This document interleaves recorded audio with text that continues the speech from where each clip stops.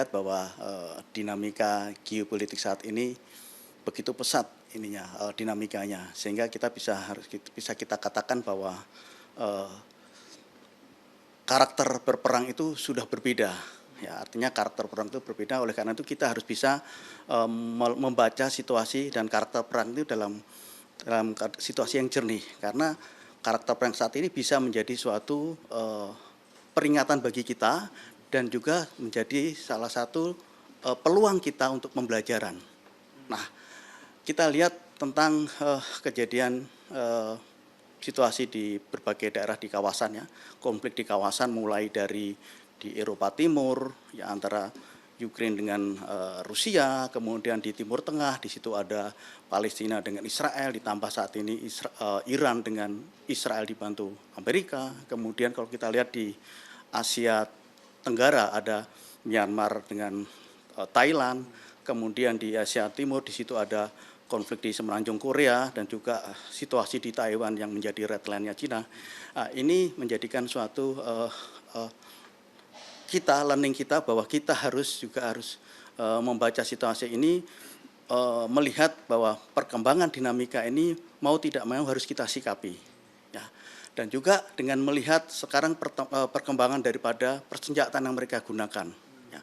Dengan teknologi yang canggih, tentunya kita harus juga membekali, terutama karena kita di level pendidikan di Sisku TNI, bahwa perwira siswa di Sisku TNI ini tidak hanya cukup untuk mendapatkan tentang teori tentang perang konvensional, tetapi juga dia harus bisa mengikuti perkembangan teknologi, terutama bahwa perang saat ini karakternya berubah menjadi multidomain, di mana perang multidomain ini adalah perang di mana seluruh domain, ada 7 sebenarnya, yaitu mereka terintegrasi mulai dari domain darat, laut, udara, kemudian cyber, kemudian di situ ada gelombang elektromagnetik, kemudian di situ ada ruang angkasa, ada informasi dan kognitif, dan mereka terintegrasi. Artinya bahwa saat ini perang tidak ada yang berdiri sendiri dari masing-masing domain, mereka terintegrasi. Oleh karena itu kita sebagai di bidang pendidikan yang tentunya akan menyiapkan perwira-perwira ke depan yang selalu akan menghadapi dinamika perkembangan situasi yang terus berkembang, kita menyiapkan mulai dari mereka tidak hanya tentang leadership dan lainnya, tetapi mereka harus tahu tentang masalah perkembangan teknologi tersebut. Mereka juga harus tahu mulai dari bagaimana tentang dinamika perkembangan cyber warfare, cyber security, kemudian di situ ada ruang angkasa, ada gelombang elektromagnetik, kemudian di situ ada informasi, kemudian ada cognitive warfare, yang tentunya ini menjadikan suatu hal tidak hanya sebagai sebutan teknis saja, tetapi ini merupakan suatu perubahan daripada sistem perang atau karakter perang yang mendasar, bahwa suatu saat kita harus mendapatkan ilmu tersebut untuk bisa kita mengcounter balik apabila menghadapi situasi yang tentunya tidak kita harapkan. Oke Pak, pertanyaan kedua, nilai apa yang ditanamkan komandan kepada para pasis ketika mereka nanti menjabat di posisi strategis? Ya, para pasis ini tentunya adalah merupakan salah satu calon pimpinan 10-15 tahun ke depan, karena mereka nanti akan setelah selesai pendidikannya akan menduduki jabatan strategis.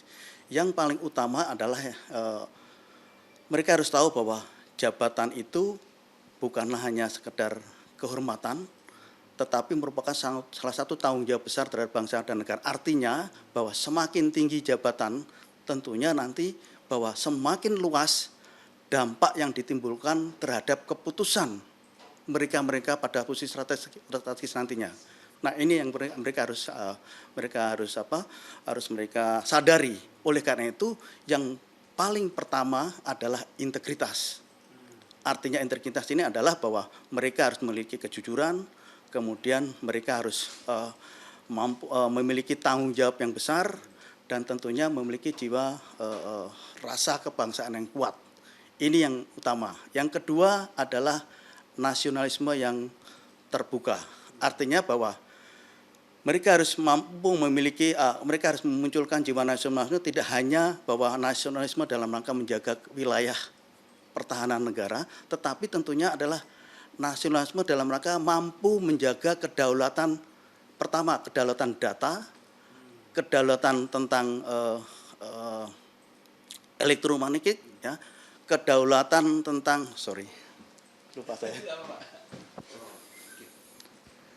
bahwa perwira nantinya akan menjadi pemimpin itu tidak hanya dia harus mampu menjaga masalah kedaulatan wilayah, tetapi tentunya saat ini dengan berkembangnya tadi multidomain tadi, dia harus mampu juga menjaga kedaulatan data, kedaulatan teknologi yang kita miliki, kedaulatan ekonomi, dan tentunya adalah rasa nasionalisme, rasa kebangsaan.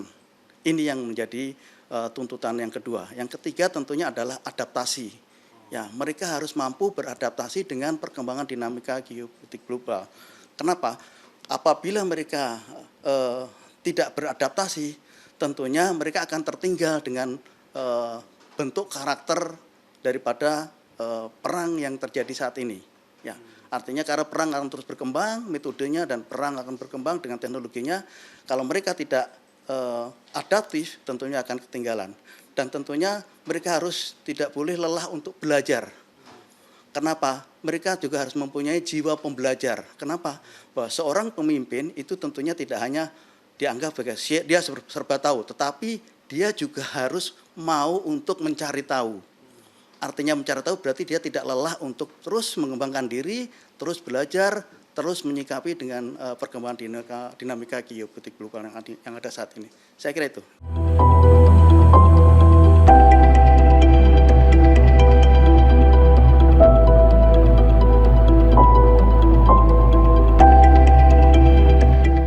Baik, saya Kolonel Infanteri Eka Wira, Pasis Dikrek 55 Sesko TNI mewakili teman-teman.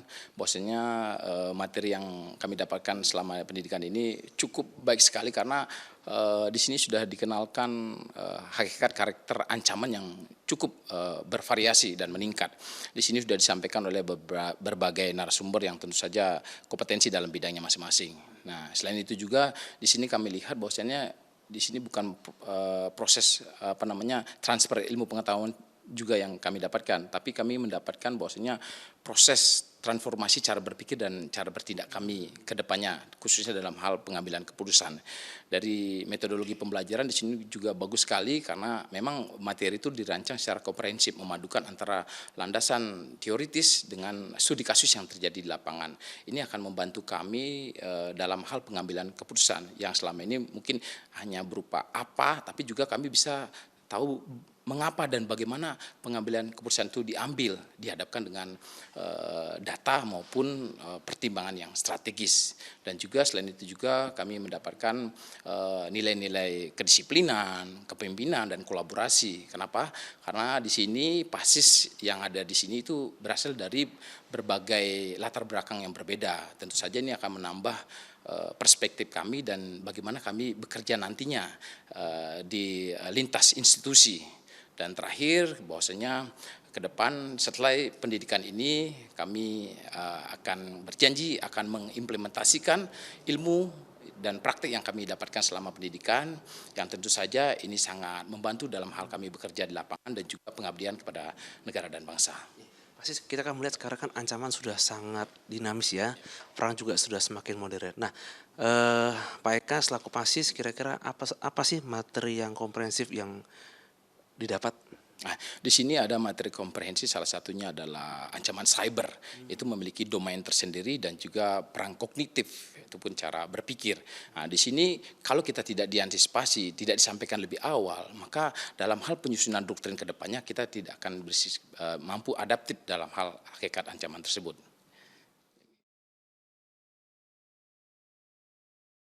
Saudara, kecepatan informasi dan akurasi data adalah komitmen kami.